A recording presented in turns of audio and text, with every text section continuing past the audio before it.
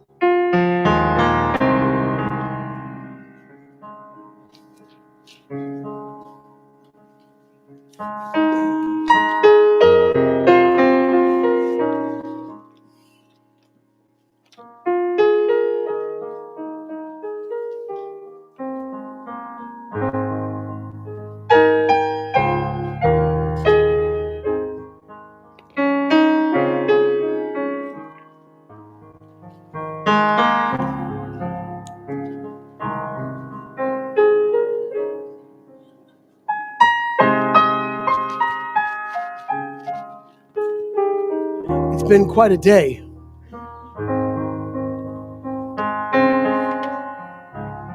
If you've been paying attention to the news,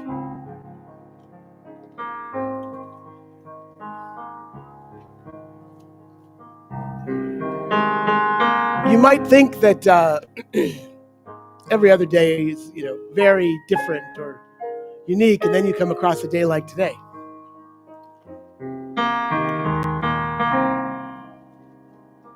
If you know, you know.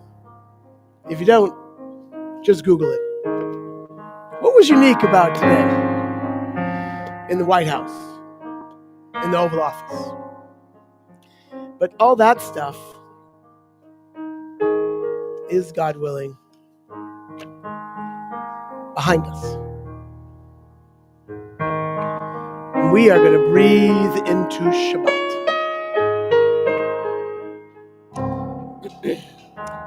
We want to turn to page 2 in the prayer book. And for this evening, you'll also want to have access to the supplement. But for now, we're going to begin with Yedid Nefesh,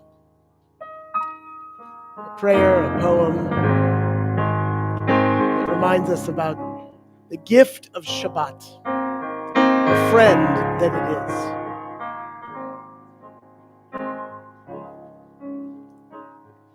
So breathe with me.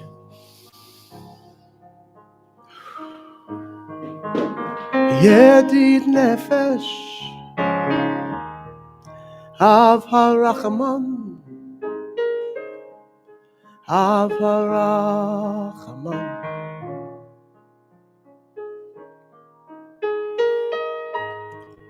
Meshoch Avdecha El Retzonecha, El Retzonecha.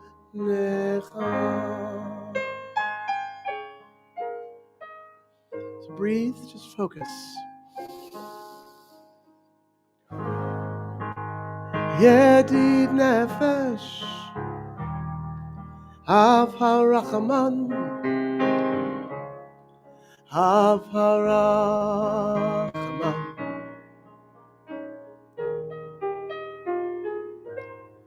Meshoch Avdecha El Retzonecha, El Retzonecha.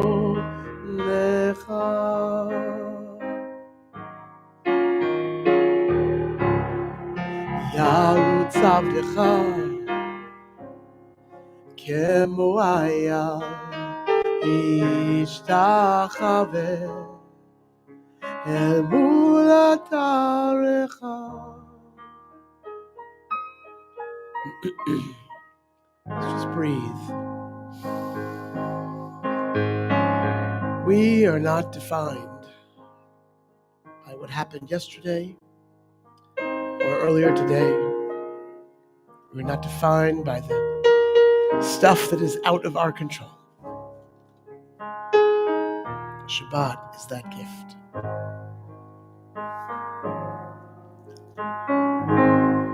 Yarutz Avdecha Kemo Ayal Ishtachave El Mul Atarecha.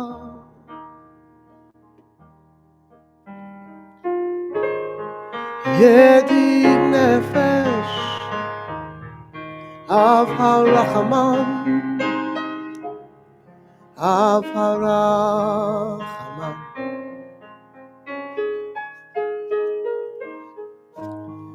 Meshochavtecha eretz sonecha, eretz sonecha.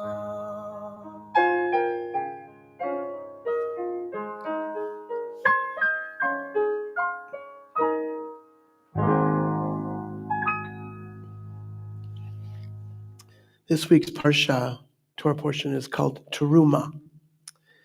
And Teruma has been if you could describe a Torah portion as a mascot for a synagogue, Teruma is the mascot for CSK. Teruma is the Torah portion in which God commands the Israelite people to make a mishkan, a portable tabernacle that we carry through the wilderness. I'm also the sound guy. We carry through the wilderness as the Israelites are moving through the 40 years. And they stop 42 times over the course of those 40. What? It was better the first way? My wife's actually the sound guy.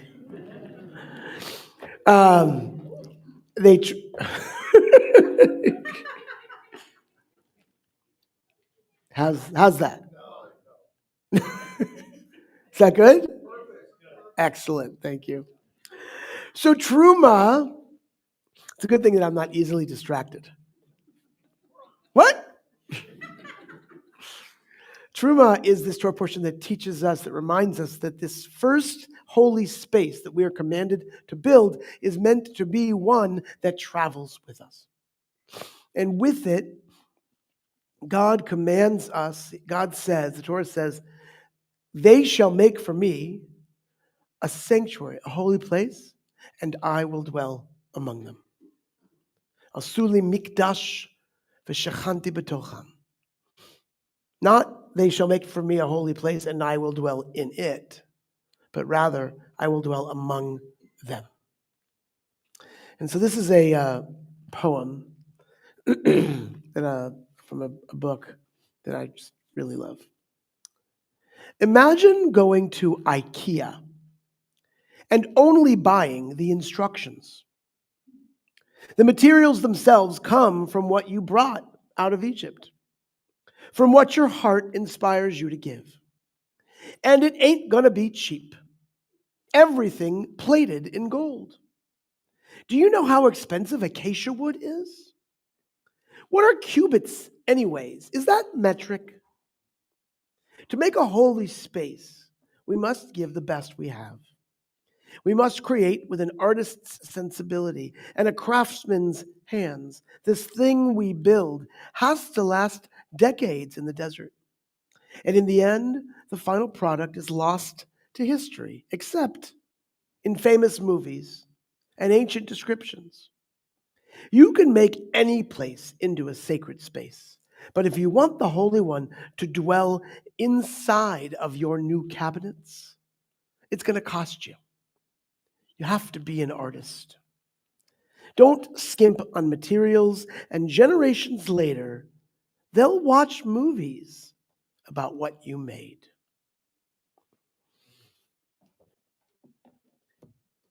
Let's continue on the supplement. With Lechu Naranana. Lechu Naranana. Yalai la la la. La Adonai. Yalai la la la. Naria. Yalai la la la. Letsuri Shenu, Yalai la la la. Let us sing unto God, the maker of all, sure and strong. Let all of creation from mountain to sea hear our song. Lechu neran nenavir lai ya lai la la lai la Adonai ya lai la la lai Daria ya lai la la lai Let's Ishenu ya lai la la lai.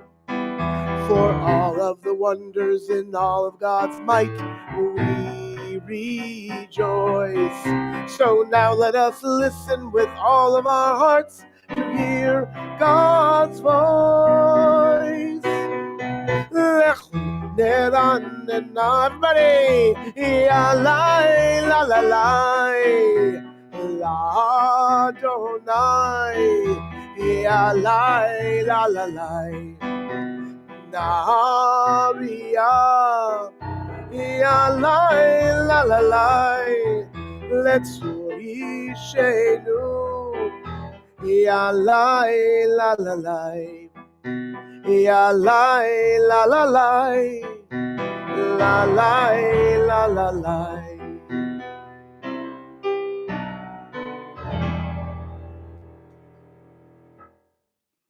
In a moment, we're going to light the Shabbat candles. Before that, I want to share with you a poem that comes from Hayas. Hayas, for those of you who don't know, is the Hebrew Immigrant Aid Society. Hebrew Immigrant Aid Society was founded in the middle of the 19th century by German Jews who had come to the United States and established themselves. And from in expectation of about the first 40 to 45,000 Eastern European Jews that came to the United States, they worked to create an absorption system because people were coming here, and these people in the mid-19th century were actually not as poor as the Jews who came between 1880 and 1920. So they had this first opportunity to, and these, by the way, these Jews, you've heard of them, Jews who created this system, like the people who founded Lehman Brothers, for example. Like that's who we're talking about. These earliest Jews who came to the United States established a system that could then absorb, that eventually became 2.5 million Eastern European Jews who came to the United States between 1880 and 1920. And these Jews coming from Eastern Europe were pretty much as poor as you can imagine. And they came into a system that was set up to absorb them to the best of its ability. And so Hayas has been doing this work for, I guess, going on about 175 years or so. So this is so they named this evening Refugee Shabbat. And this is what they wrote. Shamor v'zachor, we observe and we remember. We welcome Shabbat with 2 candles, one to remember Shabbat and one to make it holy through our observance. Zachor, we remember. After the Jewish people's original journey as refugees, when we fled our biblical oppressors in Egypt, we were given the gift of Shabbat rest. Today, we remember Shabbat by linking ourselves to those who came before us, a people who time and time again were forced to leave home in order to practice Judaism openly and freely. As we remember our own ancestors' journeys, we think of the millions of refugees and asylum seekers around the world today, still fleeing violence and persecution of who they are. Shamor, we observe. We observe Shabbat by creating space, sacred space in our homes and in our places of worship. We hope that the lights we kindle over these holy hours will illumine a path to a world made whole once more. We observe, we remember. And now, inspired by our history and our faith, together we will speak out against those who seek to close the doors of our country to refugees and asylum seekers. We welcome newcomers to our communities, helping them to settle into new lives with ease. We ground ourselves in our shared values, living them each and every day as we are to fight for justice for all. I'd like to invite up Eileen to please light the candles.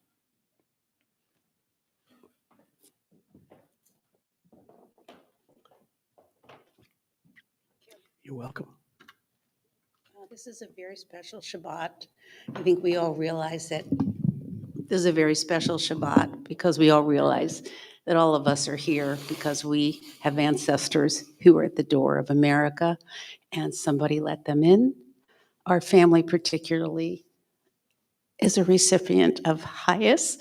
My husband, actually, we have papers from HIAS that they sponsored him and his mom and dad and into America. So for this Shabbat, it's really special for us. So I'm honored to light the candles. Oops.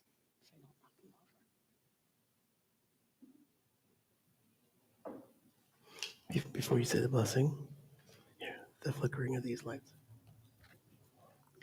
The flickering of these lights remind us of the divine spark that is within each of us, all of us equally deserving of dignity and respect, no matter who we are, and no matter what we look like, what we believe, or where we call our home. Please join me as we say the prayer. Baruch atah Adonai Eloheinu melech haolam, Asher kidshanu b'mitzvotav tivanu halikner shel Shabbat. That's our Amen. family tune, so I apologize. Oh, that's for couldn't okay. get with us. Such an honor, Rabbi. Thank you. Page 4, Lachadodi.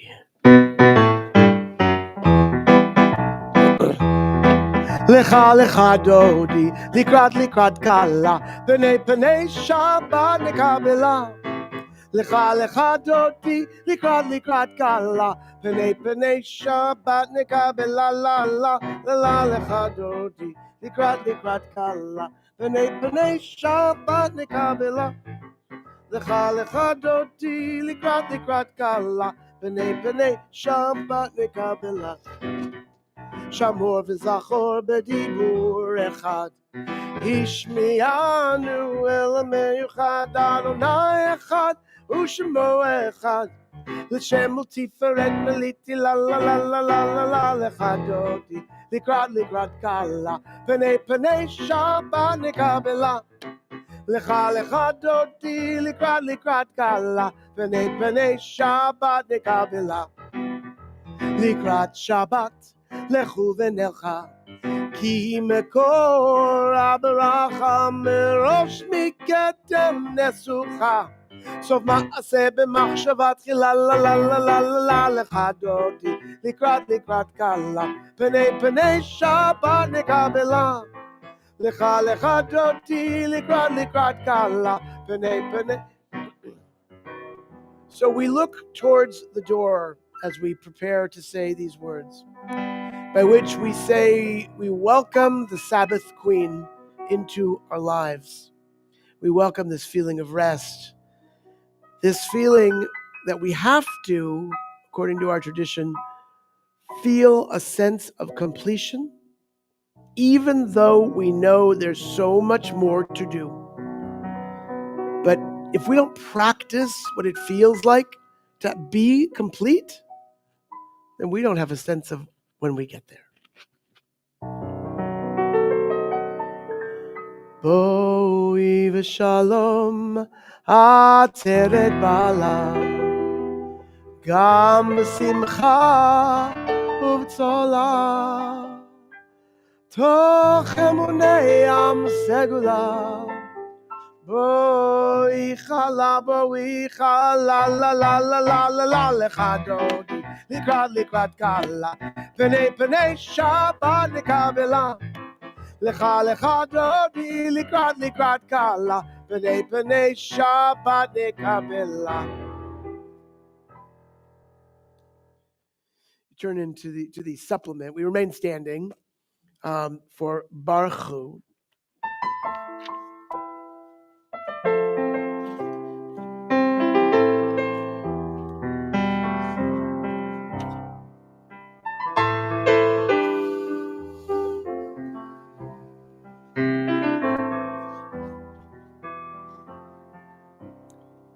Yalla lai lai lai, yalla lai lai lai, yalla lai lai lai, la la la la la, la la la la la, la la la la la, la la la la la, la la la la la. Am I awake? Am I prepared? Are you listening to my prayer? Can you hear my voice? Can you understand? Am I awake? Am I prepared? La la la la la, la la la la la, la la la la la, la la la la la. La la la la la, la la la la la, la la la la la, la la la la la. Barechu et Adonai HaMevorach. Baruch Adonai HaMevorach. Leolam Baed, Leolam Baed. Yala lai lai lai, yala lai lai lai, la la lai lai lai, la la lai lai lai, la la lai lai lai, yala lai lai lai, la la lai lai lai, la la lai lai lai.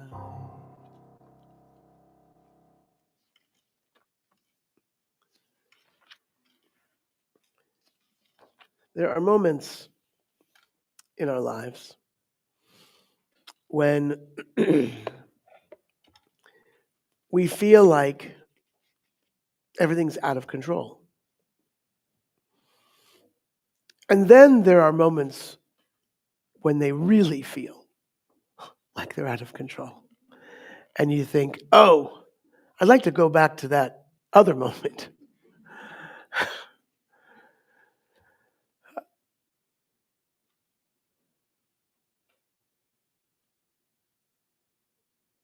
That's all. I got nothing. But this is when we unite. This is when we come together. This is when we remind ourselves of the words that are literally thousands of years old. God says to us, we are supposed to say to ourselves and to each other, Shema Yisrael. Listen, Israel. Adonai is our God and Adonai is one. But the thing is that Adonai, that Yud He Vav He word, that 4-letter stand-in for the name of God, it's just a symbol. From the very beginning, Judaism said there is one God and we can't know him. Or we can't know her. Or we can't know them. Or it. We can't know God with a capital K. Meaning, we can have intimate connections to God. We can feel God. We can pray to God. We can talk to God. Sometimes we might even feel like we are hearing God. We just cannot ever say that this is the only way to know God. That's what the Shema is teaching us. God is a placeholder. You think of all the names in the world that God could have chosen, God chose God? That backwards is dog? It's just a placeholder. But it's the most powerful placeholder in the world. Because it stands for yesterday and tomorrow and today. All in one word. And if you want to know how, ask me later. Now, we're going to sing Shema and chant Ve'afta.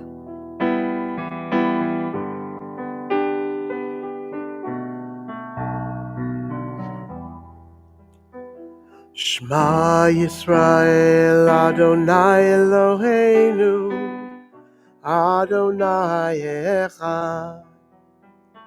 Shema Yisrael Adonai Eloheinu Adonai Echad. Shema Yisrael Adonai Eloheinu Adonai Echad. Shema Yisrael, Adonai Eloheinu, Adonai Echad. Baruch Shem Kevod Malchuto, Leolam Va'ed. We turn to page 17, and then you want to put your finger on page 19, because we'll go to that page. Ve'ahavta et Adonai Elohecha v'chol levavecha u'v'chol nafshecha u'v'chol meotecha ve'hayu hadvarim ha'ele asher anochi metzavecha hayom al levavecha ve'shinantam levanecha v'dibarta bam b'shivtecha b'veitecha uv'lechtecha v'aderech uv'shochbecha uv'kumecha u'kshartam leod al yadecha v'hayu letotafot b'neinecha וכתבתם על מזוזות ביתך ובשעריך. Page 19, fifth from the bottom. למען תזכרו ועשיתם את כל מצוותיי והייתם קדושים לאלוהיכם. אני אדוני אלוהיכם אשר הוצאתי אתכם מארץ מצרים להיות לכם לאלוהים. אני Adonai Elohechem. So for those of you who this is your first Friday night at Shema Kolenu, I welcome you. I particularly want to take a moment to welcome Irina Marciano, who I'm going to invite up in just a little bit. But this is Irina. And then this is Dennis. And this is Kirilo. I don't know why I can't get that. I will get it. By the end, I'll get it. Kirilo, friends of Irina's from Ukraine who are here as part of our refugee Shabbat. We also have some brand new people here. Do you want to out yourselves? Neil Siegel, Lorianne, say hi, just wave. That's fine. Wave. And you're not brand new, but Stuart Shapiro, nice to see you. Welcome. Nice to see you. And I think that's it for anybody else who hasn't been. So anyway, the reason why, what? Next to, oh yes, Mike, sorry. You fit. So I didn't even notice that you look Jewish, right, exactly. So on Shabbat, on Friday nights, before we sing Michamocha, I invite people, if they'd like, to share their simchas, their good newses with us. And so, does anybody have any simchas that they like to share? But we particularly need some simchas today. So anything that you'd like to share, any good newses? Yes, Martin. Well, I had this dream about a Shabbat service. I think it was last week. And it was just very, very special. And I want to thank all of you for making it possible, for enduring that litany of commentary. And You earned it. It was very special. And beautiful plaque has a place in my office. And you always have a place in my heart. Thank you, Martin. Thank you. Any other simchas? Good newses? Yes, Cherry. I had a visit with my doctor in person this week. This week. And my A1C is so good that I'm pre-diabetic situation. Fantastic. And I've been very sedentary for several months. And today I went for a walk with a lovely friend. Oh, that's great. That's fantastic. Jerry's also been coming to Journey, and that's going to make sure that you're not so sedentary too, because you gotta run after the kids. But really, that's great, Jerry. It's great, wonderful. Anybody else? What's that? Yeah. Oh, Allison. So I'm out of my boot. My foot has healed, thankfully. It's been 3 months, 12 weeks, counting down the days. So that's exciting. And January was a very tough month for my family. We were all sick off and on, and February has been pretty good to us. And today we got the news that my oldest daughter was accepted into a high school that she's been wanting to go to. And so that was very exciting. Fantastic. Good. All right, well then let's sing together Micha Mocha. The version of this is on the supplement.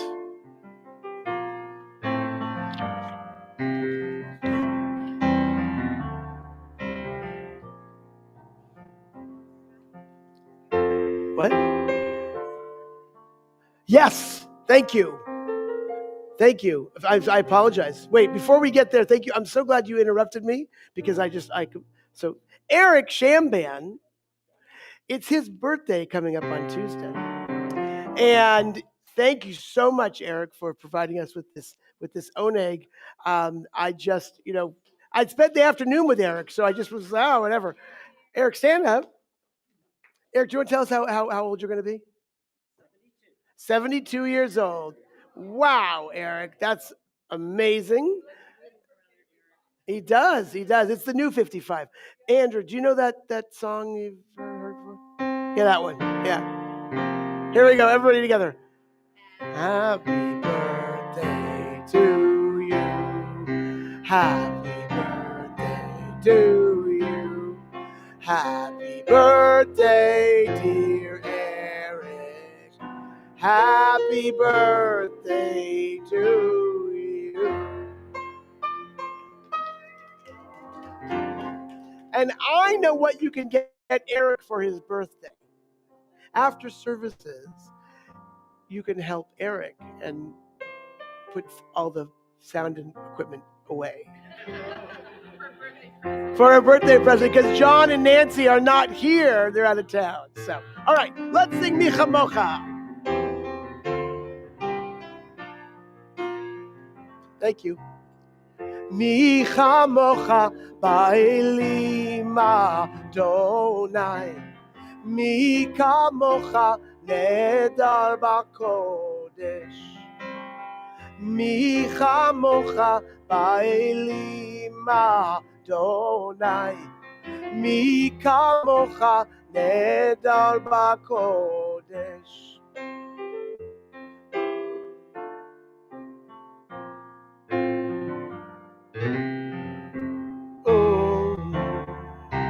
Osepheleth, who is like you?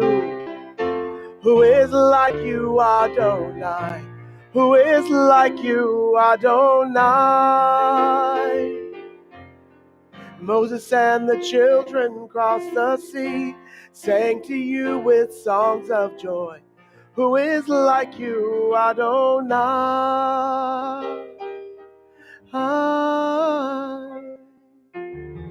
Micha Mocha Ba'elim Adonai. Micha Mocha Nedar B'Kodesh. Micha Mocha Ba'elim Adonai. Micha Mocha Nedar B'Kodesh.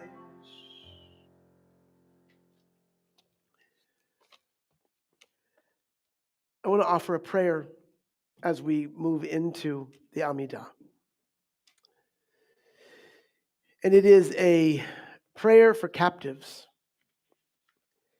It begins with the words Mishaberach, but I think we should carry it through all of our prayer tonight. And you can start playing if you want. Mishaberach Avotenu v'imotenu Avraham, Yitzchak v'Yaakov. Sarah, Rivka, Rachel, V'Leah, Mishaberach Avotenu v'imotenu. God of Senesh and Ben Gurion, Bialik and Rachel, Golda and Rabin. Tzur Yisrael, Rock of Israel, protect these captives. Shield them from the worst of the pain. Guard them from torture. Deliver them from captivity. Help our sisters and brothers safeguard their souls. Comfort them in this darkness. Deliver them from this evil. Achenu ve'achotenu, all of the people of Israel are our family. We pray for all of them, for soldiers and free spirits, for the grandmothers and the babies. We weep for all of them. We hope for all of us. May tomorrow be more peaceful than yesterday. Al na ta'akor natua. Al tishkach et hatikva. Hashivenu ve'ashuva el ha'aretz ha'tova. Do not uproot what has been planted. Do not forget our hope. Return our captives, our families, so we may all return to the good land. Amen. Anananananana Adonai. Ananananana Sfatai Tiftach. Ananananana Ufi Yagi. Ufi Yagi Tehilatecha. Anananananana Adonai. Ananananana Sfatai Tiftach.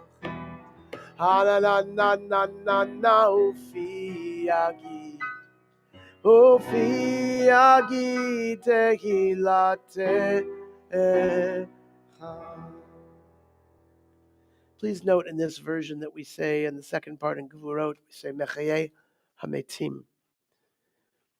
Baruch atah Adonai Eloheinu v'Elohei Avotenu v'Imotenu Elohei Avraham Elohei Yitzchak v'Elohei Yaakov Elohei Sarah Elohei Rivka Elohei Rachel v'Elohei Leah Ha'el Hagadol Hagibor v'Hanora El Elyon Gomel Chasadim Tovim Vekonei Hakol Vezocher Chastei Avot V'Imahot Umevi Geula Livnei V'Nehem Leman Shemo Be'ahava Melech Ozer Umoshia Umagen Baruch Atah Adonai Magen Avraham Vezrat Sarah Ata Gibor Leolam Adonai Mechaye Meitim Ata Rav Lehoshia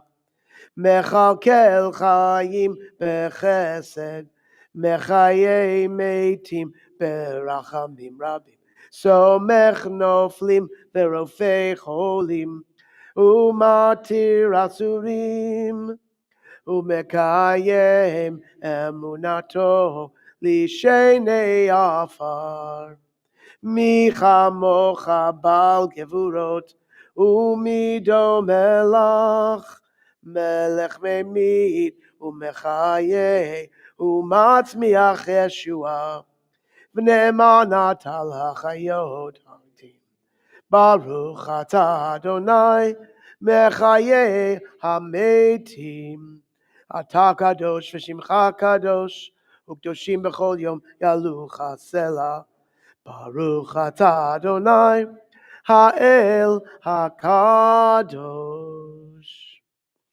Please be seated. At this time in our service, we turn our attention, our prayers, particularly towards those in need of healing and wholeness. We're going to sing the version of Mishaberach on the supplement, El Na Rafan Allah. And about halfway through, I'll invite you to mention names aloud if you'd like to mention names of people whom you are praying for healing.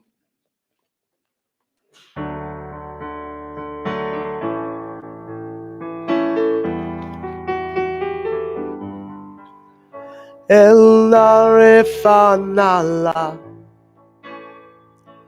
Refuah Shlema El Narefanala Please heal this soul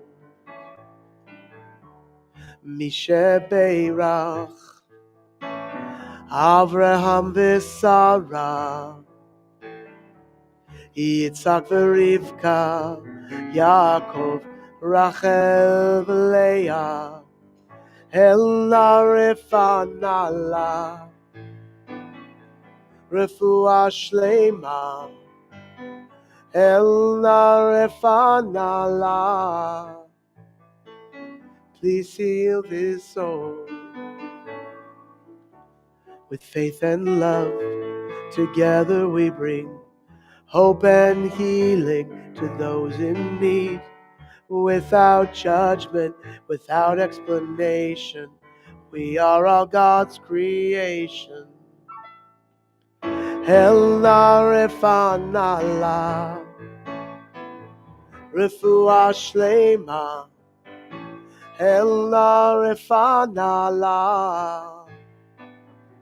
Please heal this soul. If you'd like to mention names aloud, I invite you to stand where you are seated, and I'll invite you to mention people's names, and then once you have done so, then I'll invite you to be seated once again.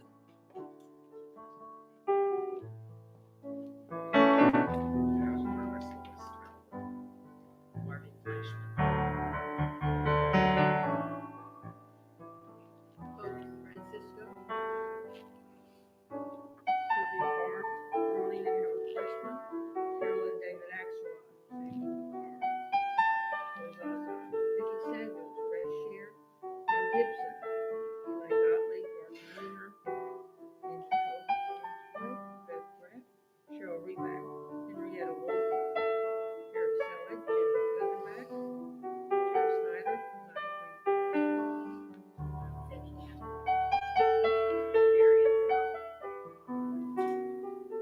Peggy Reed, Susie Snyder Smith, Michael Moore, husband, Steve Andrews.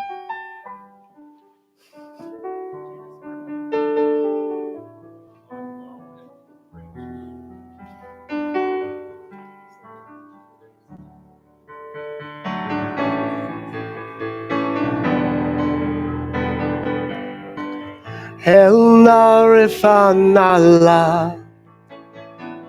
Refuah Shlema. El Narefanala. Please heal this soul. Please heal this soul. Please heal this soul.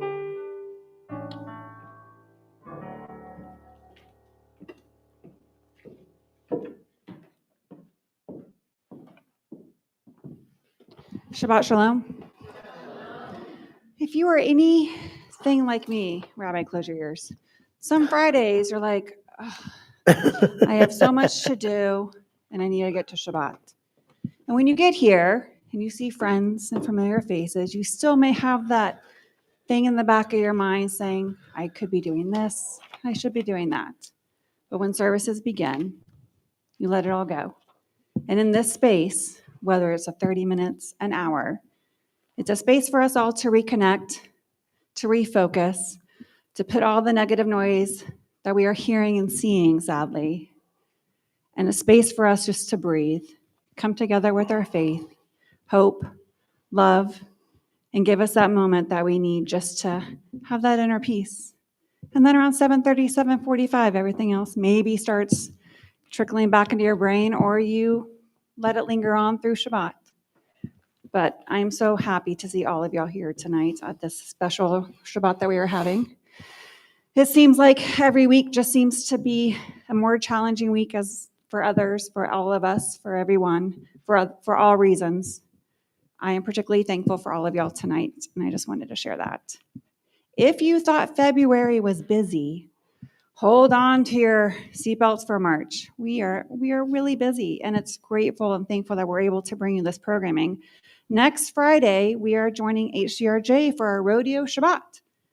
Yay. I wore my boots today. It's Go Texan Day. But, we encourage you all next week to wear your rodeo attire. If you have a cowboy hat, wear it. Wear your boots. Joe Buchanan's going to be there. I believe he's a Jewish cowboy, allowing us to have music. Rabbi Gross and obviously Rabbi Scott will be there as well. They are doing a chili dinner at 6:15. If you would like to attend that, please RSVP. It is $10. And then services will begin between 7 and 7:15. It's homemade chili by Betty. Yeah, by Betty, who's Israeli. But if you thought her barekas were fabulous, Steve says her chili's amazing. Yes. So we hope to see all y'all there. Then on March 13th is Purim, and we cannot wait to see adults only at Simone on Sunset. It's a wicked, wicked spiel. We encourage you all to come, attend at 7 to 9. Please RSVP online as well. Costumes are encouraged, but if you just want to come as yourself, please come. We'd love to have you. The more, the merrier. And then on the 14th, we will be having Shabbat here at First UU with Rabbi Laura and Hannah Goodman. Will still be in town with us, so it's a very special Shabbat, and we hope to see you all there. I think. Oh wait, chili kickoff. Thank you so much. This Sunday, chili cook-off. Come to Beth Shuren from 12 to 4 to sample all the delicious chili and cheer on your CSK team. I feel it this year. We're going to place. I don't know what we're going to place, but we're going to place something. So please come and cheer us on. And we look forward to seeing you there.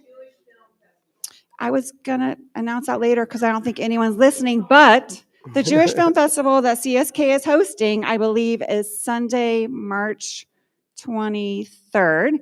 It's at 2 p.m. Please come. There's going to be a great reception hosted by Carol Pock and CSK. It's the film on, who is it again? Golda Meir, right? Okay. So what is it again? Golda Meir is the film that we are doing at 2 p.m. on a Sunday. So we expect to see you all there. Tickets, the link to purchase tickets will be in our email moving forward, but also on the JCC's website. So like I said, a lot of programming coming up in March. And then before you know it, it's Passover. So we hope to see you all there. Will Thank you you. put that around on the front by the chair? Uh-huh. And CSK is serving candy at the film, so you want to come for that.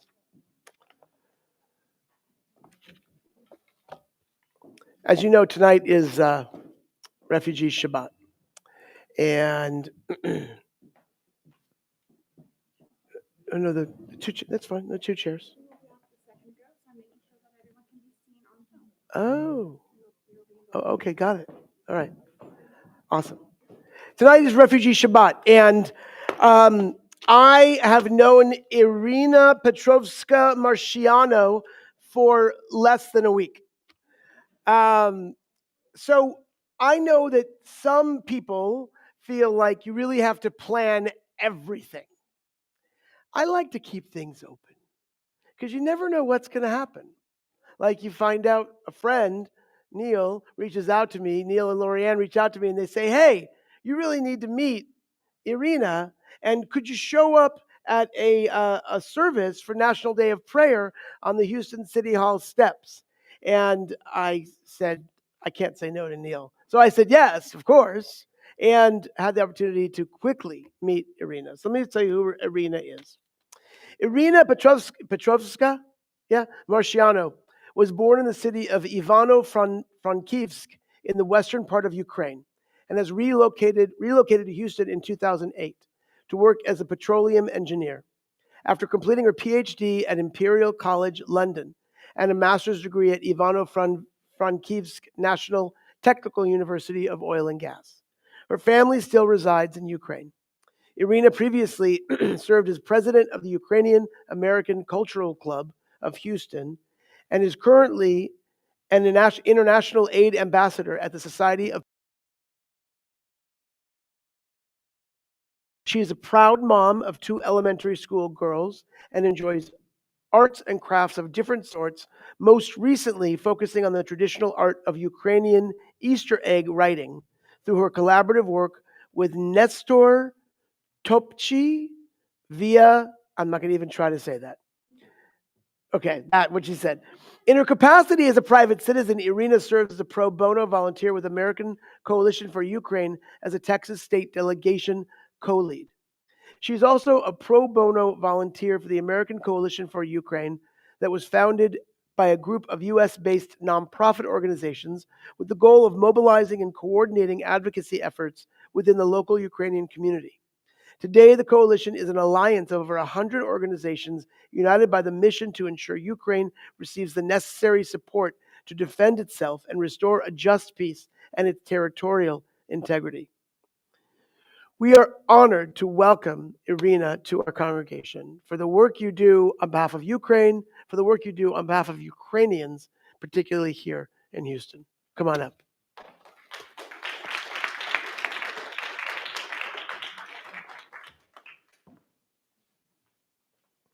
You have a seat here.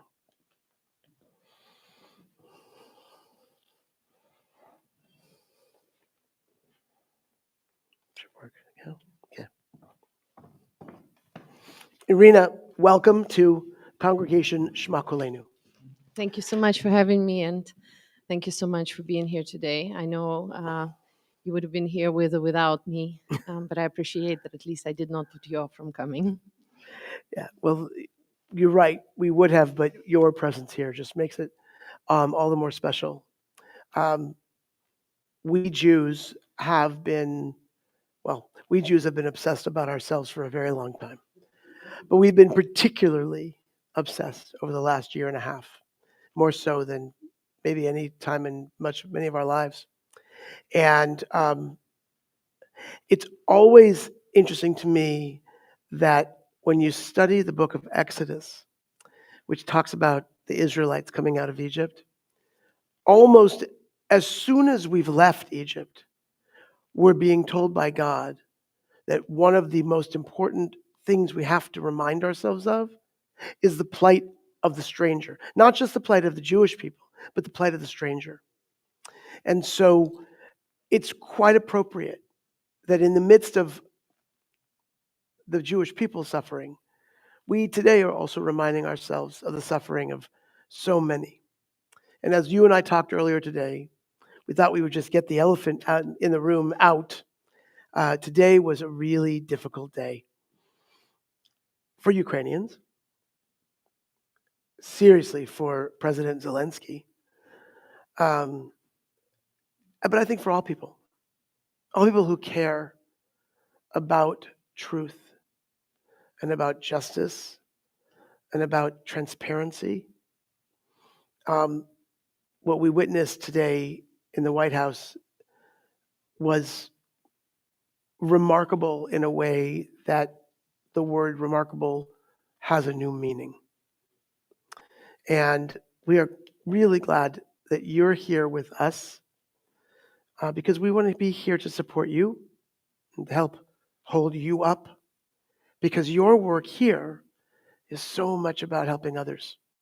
So would you just share with us a little bit about yourself and the work you do with HTX for Ukraine? Thank you so much. Again, thank you so very much for Can you all hear? opening the. Okay, there we go. Okay, better. I'm normally not a quiet speaker, so I'm going to try to get back to normal. Well, first of all, when I got put in touch with a rabbi, he immediately said, "Sure, I'll be there. I'll pray with you."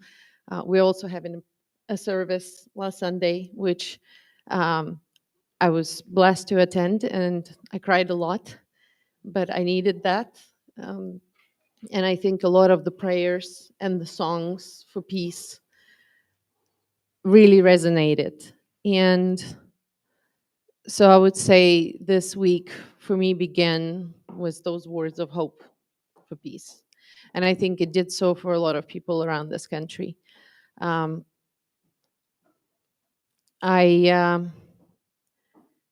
an American citizen.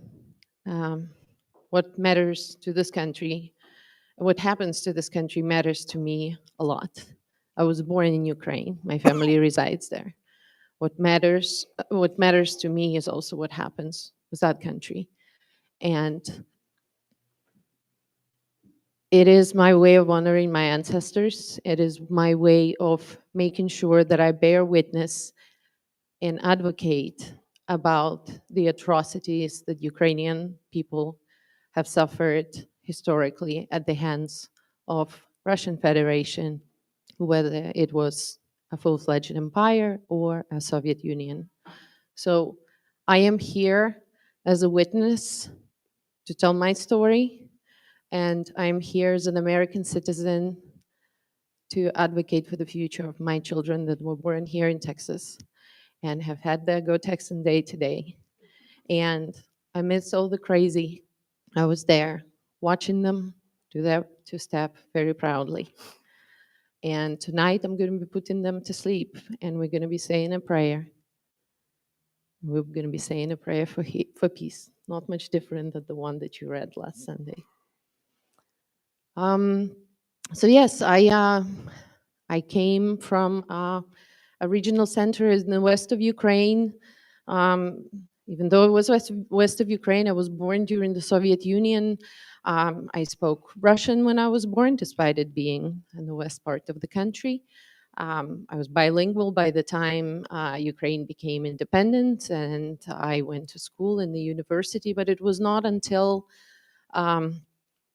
later in the 90s that I really got a chance to learn the history, right? The true stories of Ukrainian people, the true stories of my family. My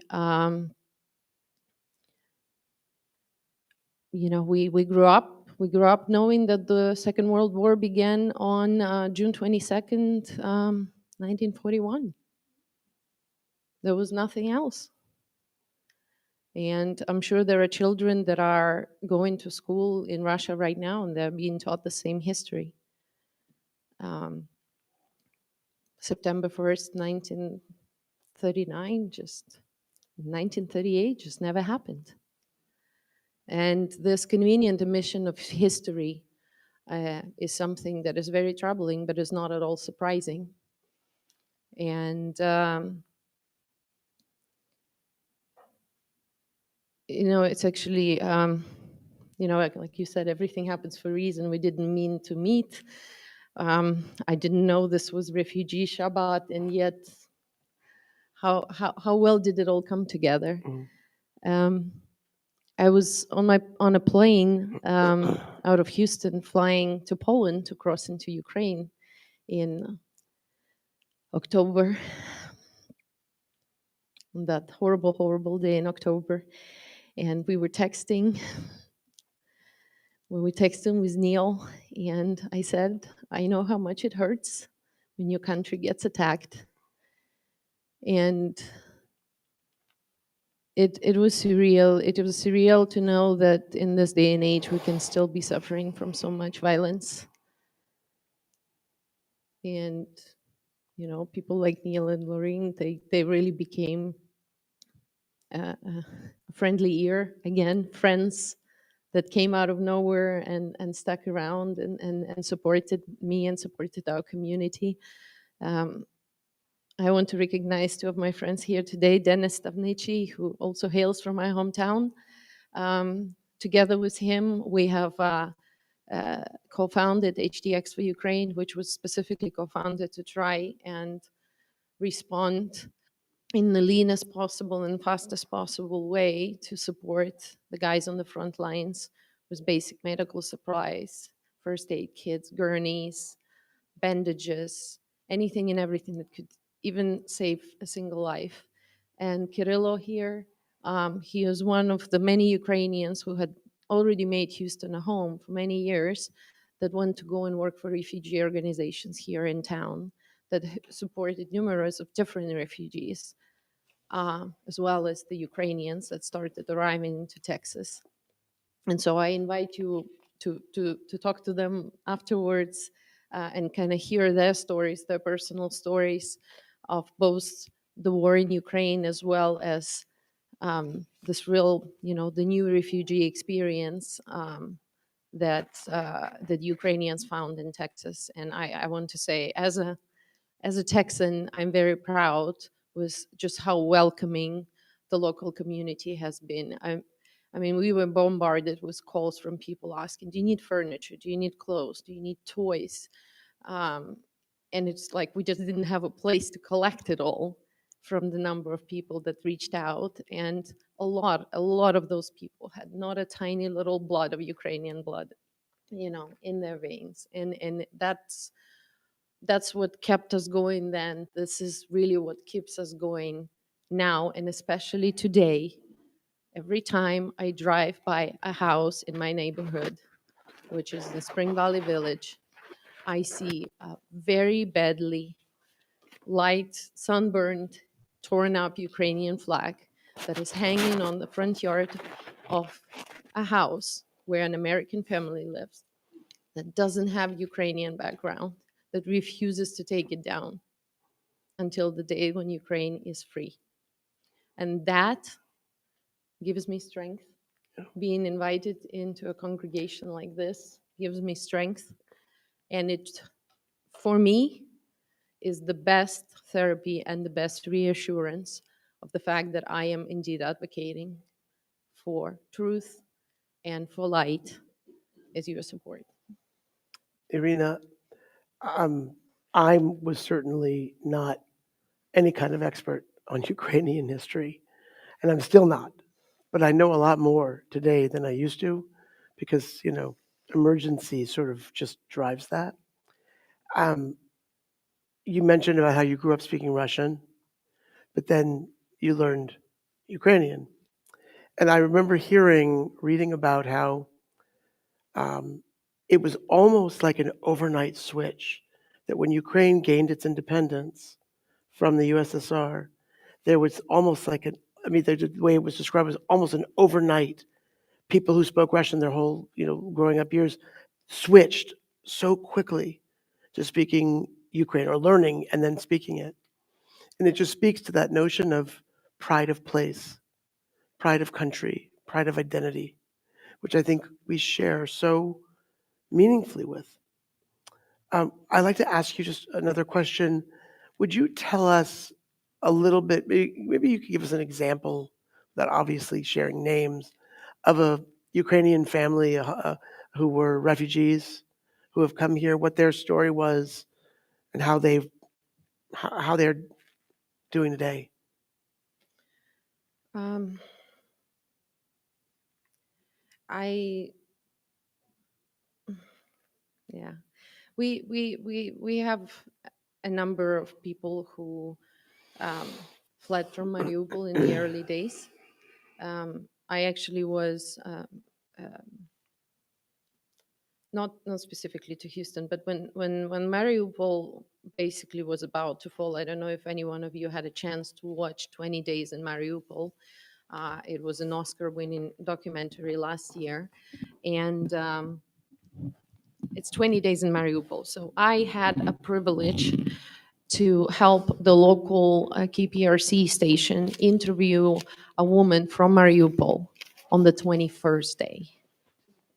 She had barely just escaped the city with her family and her child. And at the time of the interview, she was in my hometown in the Western Ukraine. She was safe. But for 45 minutes, I had translated her describing and sharing photos in great details about how they lived in a multi-story building, how they spent the siege of Mariupol cooking food, warming up in front of the entrance to the building with all the neighbors, on a makeshift burner made out of bricks with just a gas burner in the middle. She talked about how people risked either dying from dehydration or risking to go and look for a well in otherwise an industrial city, a water well, to fetch water for the family, some of them not coming back because where they went, the Russians were specifically shelling huge accumulations of people because they knew people would go out and look for water and produce. And that experience was very traumatic. Just hearing that firsthand, from someone had just came out. And I'm yet to meet her in person. We've tried to arrange a meeting in Ukraine during my visits there since the start of the full-scale invasion. But she's basically become like this absentee tour guide for her city, an ambassador of sorts for her city. So she takes people on walks through other cities that's still under Ukrainian control, and she shows them images of the city that once was, of the buildings where she lived, of the buildings where she worked. And she continues advocating and telling people of her city as if it was still there. Now, here in Houston, a lot of early waves of Ukrainian refugees started flying to Mexico in late March of 2022. And so they would cross on foot the Mexican border. There was a huge support. There were a lot of communities of faith in the border towns that would try and come and meet them, house them for a first day or two, and help them get to San Antonio. If some of those people had family or relatives in the United States, people would help them get there. I know personally a woman. She lives in Spring. Her two nieces were sent by their parents on their own, unaccompanied minors, to fly to Mexico to cross the border because they were from Zaporizhia, a city that at the time was quite heavily attacked. And they were detained at the border as unaccompanied minors. So they actually had to, and they were taken to a detention facility in California. So my friend had to, work with our senators' offices and try and get to immigration and prove that she indeed was a family member and, they were not under threat of being trafficked. And that is another thing that obviously a lot of people were very concerned about, because a lot of the people that came in the first waves, they were women and children. And there was one particular woman, I saw her post on in a group on Facebook here locally, and she said, "Hey, is there someone out here that I can talk to? We came from Ukraine. I'm having some problems. I need help." And so I wrote to her, and what she said, it was a gentleman that had offered. She escaped from Kharkiv to Europe, and they met there. And he offered to bring her and her two children, who were, I believe, 12 and 9 at the time, to bring them to United States. So he had applied as soon as the government released the United for Ukraine program. He said, "I'll apply. We will fly." They couldn't wait for that to get approved, so they actually did the Mexico route. So they crossed on their own, and he met them on the other side of the border. But then what happened was, they were in an apartment for months, 2 months on end, and was very restrictive ability to go and do anything. The kids were not going to school. So, this is where organizations like Catholic Charities, that were one of the first ones to step up to support the refugees here, which were followed by Interfaith Ministries and Alliance of Greater Houston, that really stepped up, because I reached out to them and I said, "I don't know what to do. I don't work with the refugees. I've never done. I don't know what to do." And they said, "Get them, call the police, get them an Uber them to Houston downtown. We'll take care of them." And God bless them. They took them in. They took them to, I think, Walmart to get some food. They got some stuff for kids to keep themselves busy. They put them up in a hotel for the first 2 or 3 days, and then they found them a housing for, I think, 6 months. And the kids went to school. The boy was brilliant in math, great with soccer. I mean, his coach would come and pick him out at 5 o'clock every morning and drive him for about 40 minutes to practice on Saturday morning, because he wanted to help this kid escape. And all the while, the part of Kharkiv where they were, where that woman's father was under occupation at the time, which eventually got liberated. And thank God they were able to reconnect, and he was alive. There's another woman that I know that lives up in the woodlands. Her father and her grandmother were under the occupation in the city of Liman until the liberation.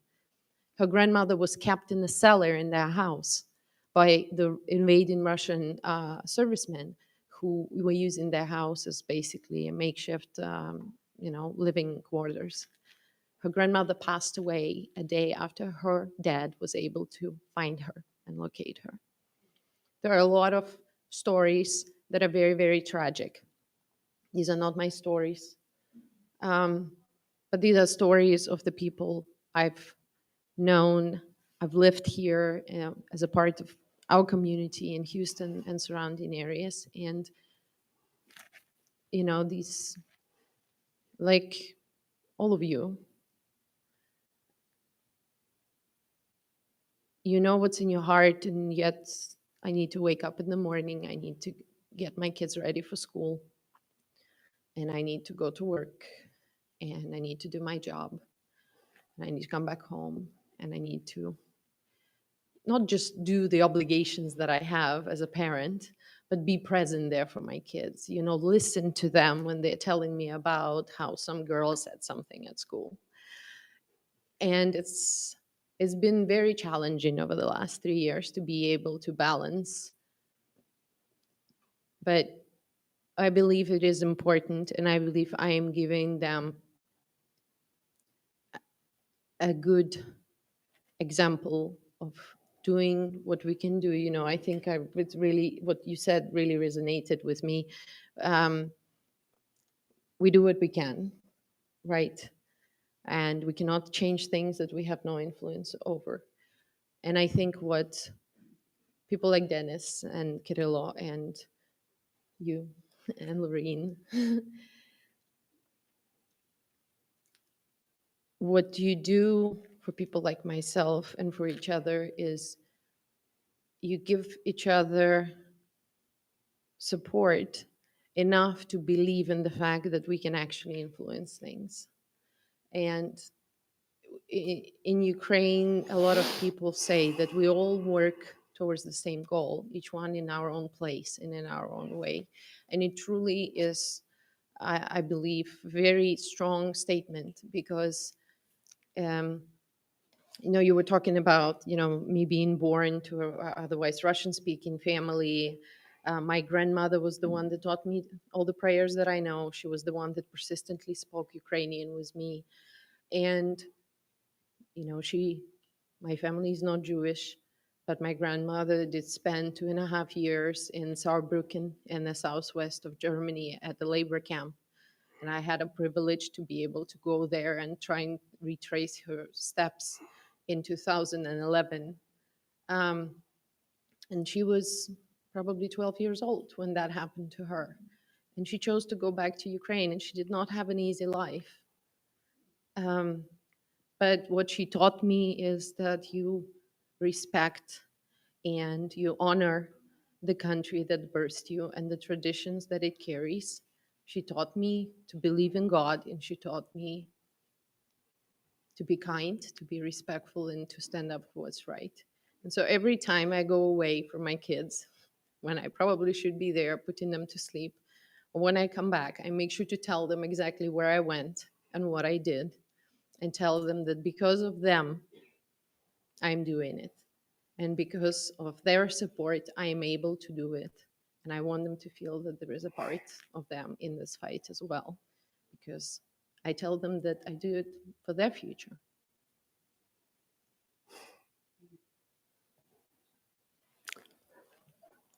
We're going to conclude momentarily, but did anybody have a question you wanted to ask? A brief question, a quick question?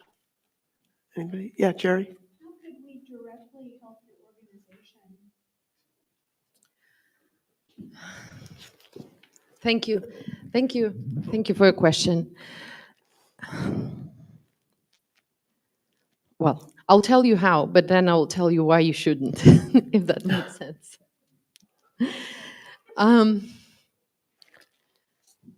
We are a registered 501c3 nonprofit.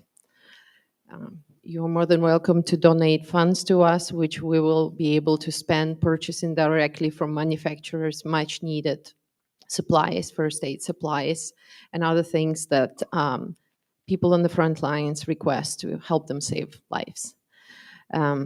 We also have an Amazon wish list on our website that you're more than welcome to order some of those items from, if that is more convenient for you. You can also come to our events, and I'm going to use this as an opportunity to tell you that chili cook-off is fantastic, but borscht cook-off is even better.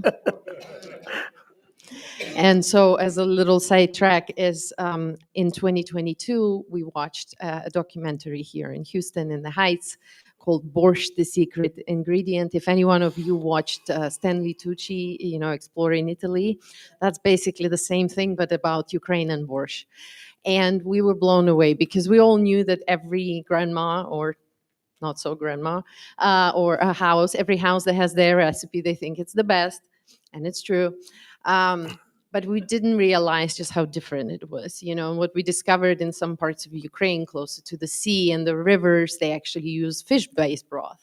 And then some people use fresh cabbage, some people use sauerkraut, you know, some put cherry juice in it, some put lemon. And we were just so surprised, but what was even more surprising, exiting the cinema, some of the people in attendance were like, yeah, my grandma always had white borscht. I don't know what is this red thing, because next to where we lived, we had sugar beets, and sugar beets are yellow. So our borscht was never red. And we were like, okay, we're going to test this. So we started the Borscht Cook-Off, and last year it was its third year. We are very honored to be supported by 2 local chefs. One of them, a proud Odessa Jew in many generations, Jonathan Levin from Jonathan's The Rub. And so last year we had first non-Ukrainian participant. We had a lady who was representing Polish borscht. So I would like to take this opportunity to graciously invite your congregation or challenge a few of you here to compete against each other in a friendly manner, and to please join us. Borscht Cook-Off takes place 2 weeks before Thanksgiving in November. So it just about gets kind of cold here, that we can enjoy borscht. That's it, So right. please come. But you were asking how we can support you. All the things that I told you are cure to the outcome of the disease, right?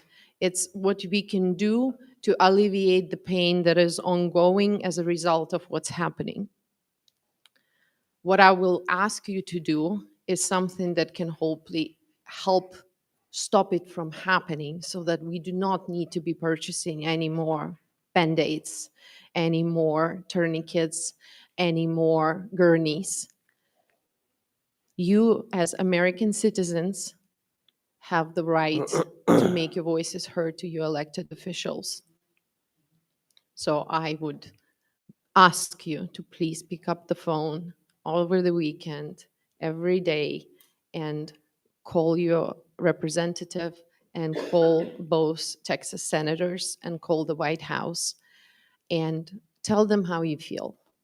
Tell them why you think that, if you share my opinion, what is happening right now goes directly against the interest of the United States and our long-term national security.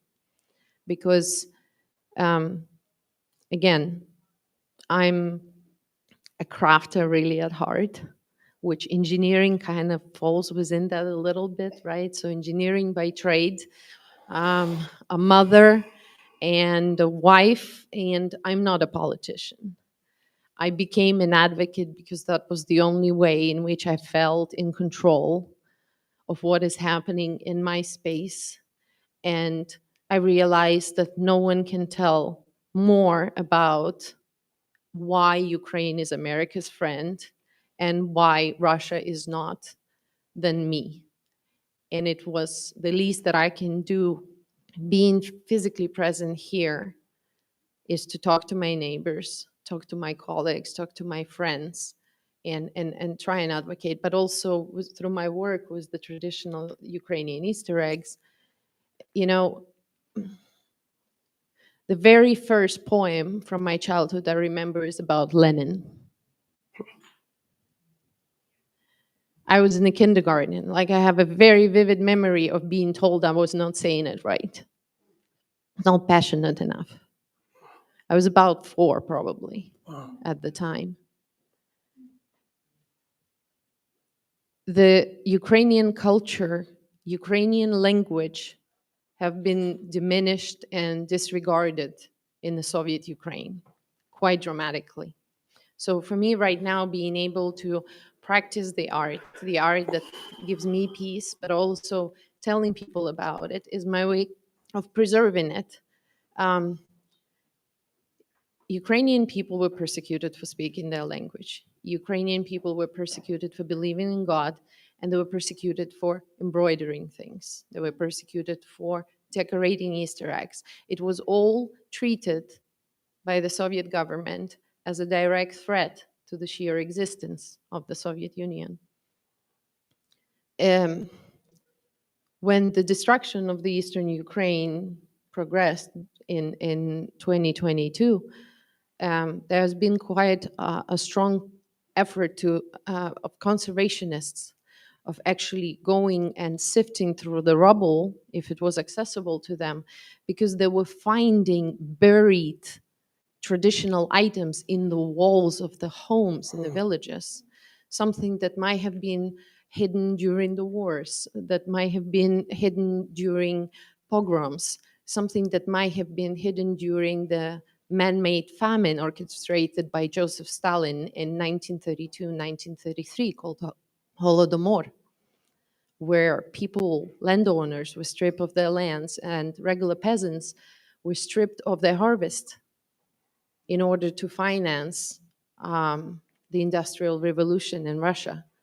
And so these people did not want to destroy their heritage. They were trying to hide it. You know, there's some videos that I saw when Kherson was liberated in the east of Ukraine, where people were going and digging out the Ukrainian flags from underneath the pavers in their courtyards, because they were so worried that if that is found, that they will be persecuted as Ukrainian patriots. And obviously, this being the refugee Shabbat, we cannot talk about the millions and millions of displaced Ukrainians that have had to migrate, and some settled in the western part of Ukraine, some in Europe, and obviously a lot of them made their way to the United States, and a lot of them And Israel. in Israel, yes, only to be bombed there again. But yes, it's been It's been a difficult 3 years and a strange few 3 years, weeks and it's been a day. strange day. Yes. Irina, thank you so much for being here with us tonight. You made our Refugee Shabbat so very important to us. I know we will not forget it. We will not forget you. And I pray that we will continue to build this friendship as our two peoples are facing tremendous challenges in the world. So may we may we find peace, and may we find, most importantly, freedom of expression, of existence, of succeeding and growing and persevering in the world. Because the truth is, all we really want is to be blessings to the world. Thank you. Yes. Thank you so much. Thank you so much. Thank you. And if I can just close, Ukraine is a peaceful nation. Never in its history has it ever thought anyone else's lands invaded anybody's territory. You know, I came from humble beginnings, and when I went to study in UK, you know, in meeting people from all walks of life, different countries, you know, I always said, you know, Ukraine might not be the richest, but it's beautiful and it's peaceful. And Russia took that away. Russia took away the peace, but it cannot take away Ukraine's desire to be free and their right to be free. And so I just want to say that it's an immense honor and a privilege to be here with you today. I thank you all for listening and staying. Yes. Yes, it's HTX, like Houston, Texas, number 4 Ukraine.org.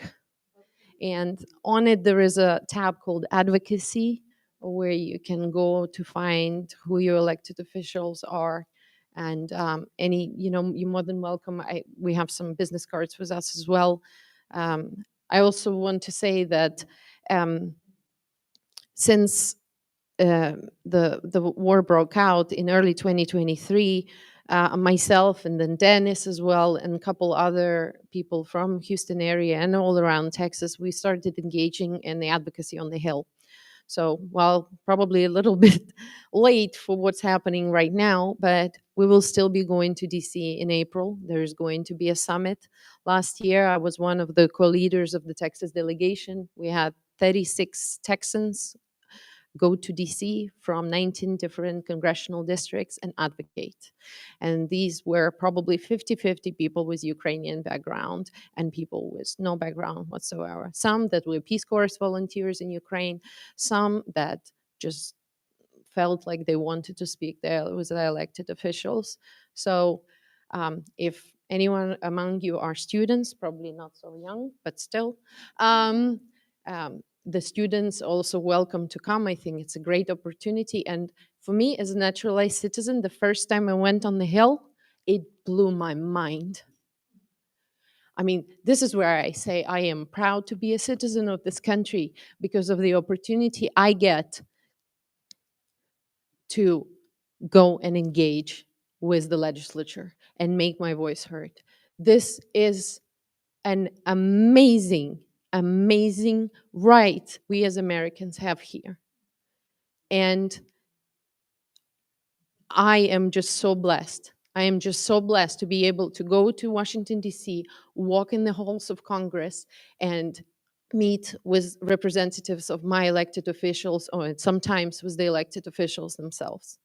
I think that is tremendous testament to this country and our ability to be a part of the processes that happen in this country.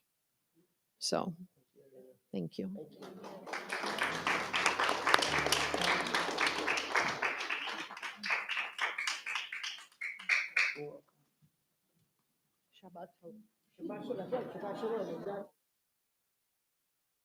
We're going to go right to Kaddish.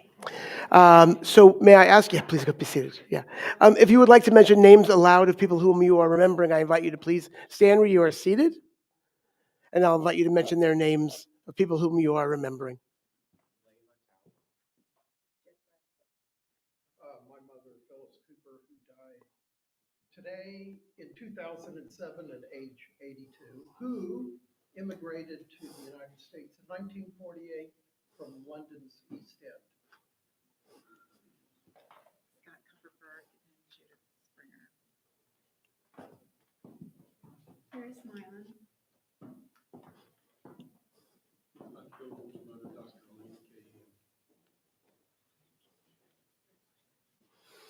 Zichronam livracha. May the righteous memories be a blessing. Would you all please rise? And I will tell you what page it's on. I just have to find it real quick. I forgot. Unless somebody finds it for me first. Yes, page 44. Yitkadal v'yitkadash shemei rabbah. Be'alma divra chirute v'yamlich malchute.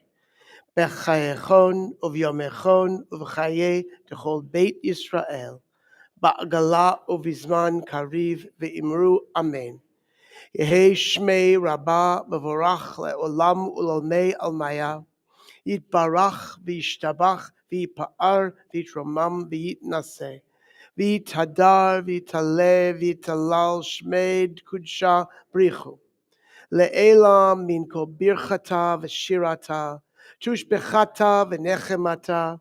Da'amiran ba'alma v'imru amen. Yehi shlama rabba min shemaya. V'chayim aleinu ve'al kol Yisrael v'imru amen. Oseh shalom b'mromav, hu ya'aseh shalom aleinu ve'al kol Yisrael v'imru amen. May the one who makes peace in the high places make peace upon us, upon all Israel of the world, and let us say amen. And we conclude with Oseh shalom. Oseh shalom b'mromav, hu ya'aseh shalom aleinu ve'al kol Yisrael ve'imru imru amen. Oseh shalom b'mromav, הוא יעשה שלום עלינו ועל כל ישראל, ואמרו אמן. יעשה שלום, יעשה שלום, שלום עלינו ועל כל ישראל, יעשה שלום, יעשה שלום, שלום עלינו ועל כל ישראל. יעשה שלום, יעשה שלום, שלום עלינו ועל כל ישראל. יעשה שלום, יעשה שלום, שלום עלינו ועל כל ישראל. ברוך אתה אדוני אלוהינו מלך העולם בורא פרי הגפן. ברוך אתה אדוני אלוהינו מלך העולם אשר קידשנו במצוותיו ורצה בנו בשבת קודשו באהבה וברצון הנחילנו זיכרון למעשה בראשית כי הוא יום תחילה למקראי קודש זכר ליציאת מצרים כי בנו בחרת ואותן קידשת מכל העמים בשבת קודשך באהבה וברצון הנחלתנו. ברוך אתה אדוני מקדש השבת. לחיים. ברוך אתה אדוני אלוהינו מלך העולם המוציא לחם מן הארץ. Shabbat Shalom.